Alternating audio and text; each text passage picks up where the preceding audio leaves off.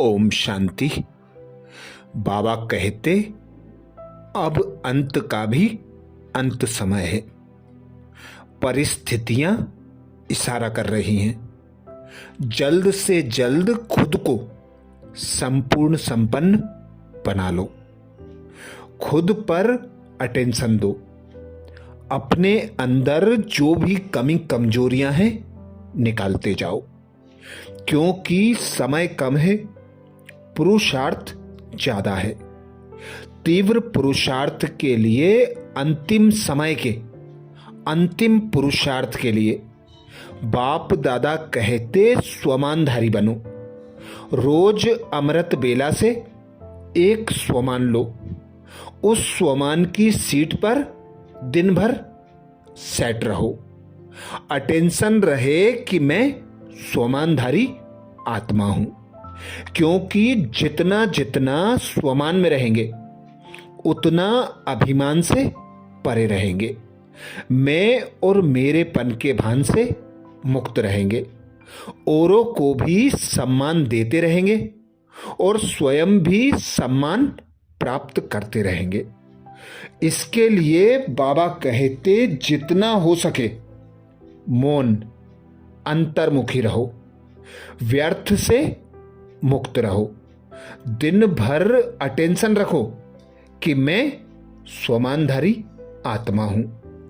बार बार अशरीरी देह से न्यारे होने की प्रैक्टिस करते रहो।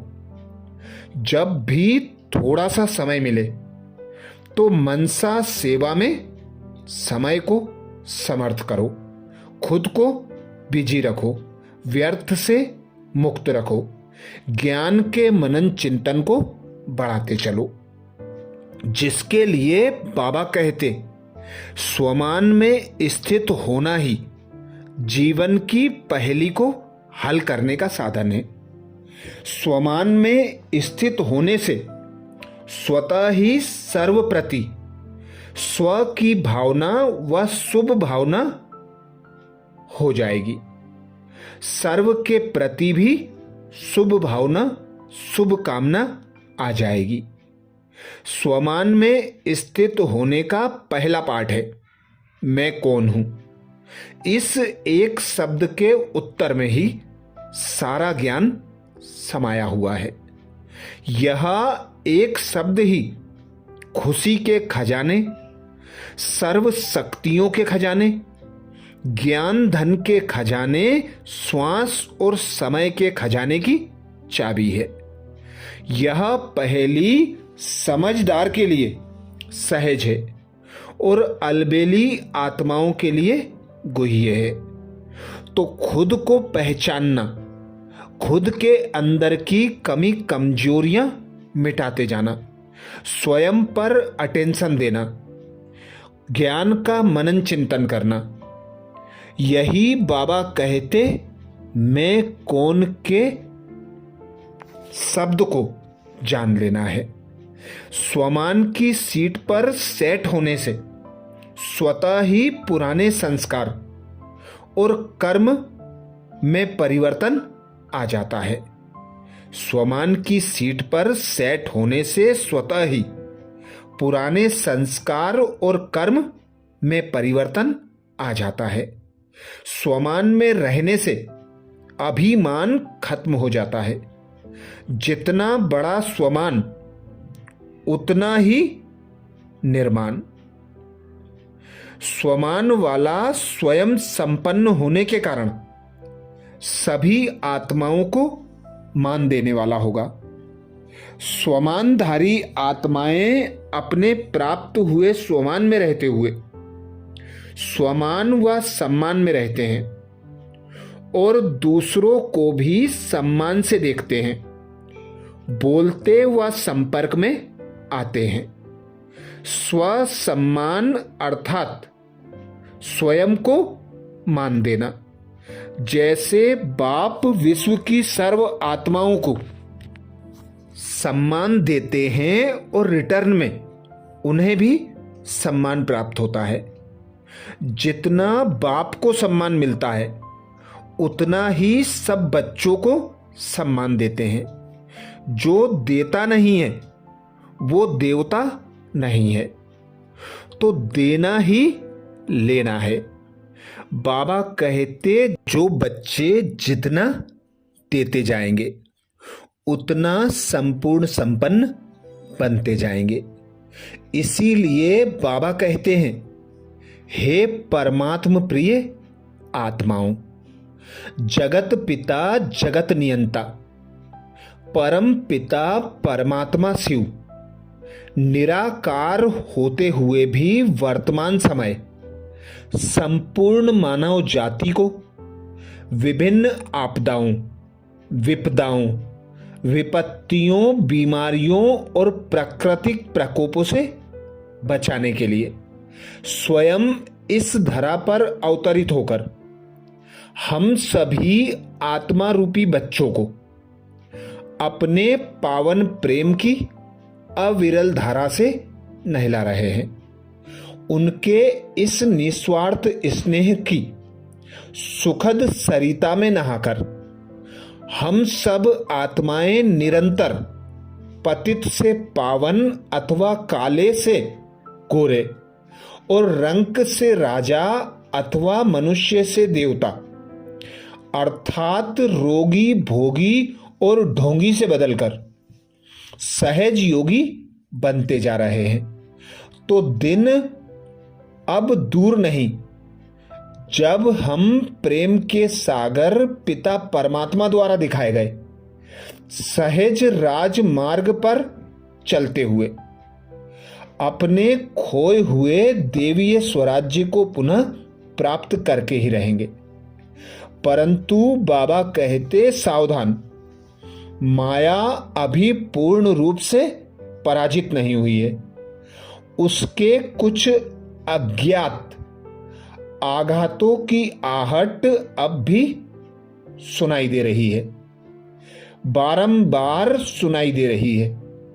उधर मानवीय खनन से आक्रोशित प्रकृति भी अपने पांचों तत्व रूपी पुत्रों के साथ इस ताक में घात लगाए बैठी है कि कब मैं मानवता के किसी बड़े भूभाग को तहस नहस कर दूं।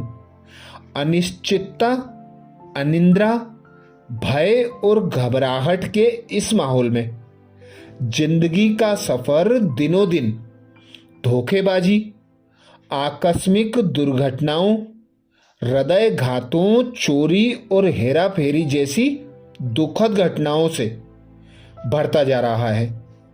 अब ऐसे में आवश्यकता इस बात की है कि हम सभी मिलकर सहज व स्पष्ट ईश्वरीय इशारों को समझकर उन पर चलकर अपने लिए एक सुखमय संसार की पुनः स्थापना करें। तो आइए परम पिता परमात्मा के उस मधुर मंदाकिनी में बहकर अपने जन्म जन्मांतर के सभी पापों, दुखों और सभी रोगों संतापों से सदा सदा के लिए मुक्ति पालें। क्योंकि इस अविरल अथाह अनंत और अनवरत बहती पावन पुनीत गंगा में बहने का वक्त अब पूरा होने को है। आत्मा और परमात्मा के महामिलन की ये मंगल घड़ियां और ये पुनीत पल कब और कैसे गुजरते चले गए कुछ पता ही नहीं चला। परंतु अब इस अगाध घाता में अर्थात प्रभु मिलन की इस करुण कथा में हम सभी एक ऐसे निष्ठुर, निर्दयी और अपरिवर्तनीय मोड़ पर आ पहुंचे हैं जहां से हम सभी एक दूसरे से फिर अनंत काल के लिए बिछड़ जाएंगे। तो ऐसे विकट परिस्थिति में, विनाशकारी परिस्थितियों में अब दिखाई देने लगा है कि महापरिवर्तन का समय आ गया है। चारों ओर युद्ध की आहट भी सुनाई देने लगी है। कब एक चिंगारी उठे और सारा विश्व युद्ध की आग में झुलस जाए, तो उससे पहले बाबा कहते खुद को संपूर्ण संपन्न बना लो।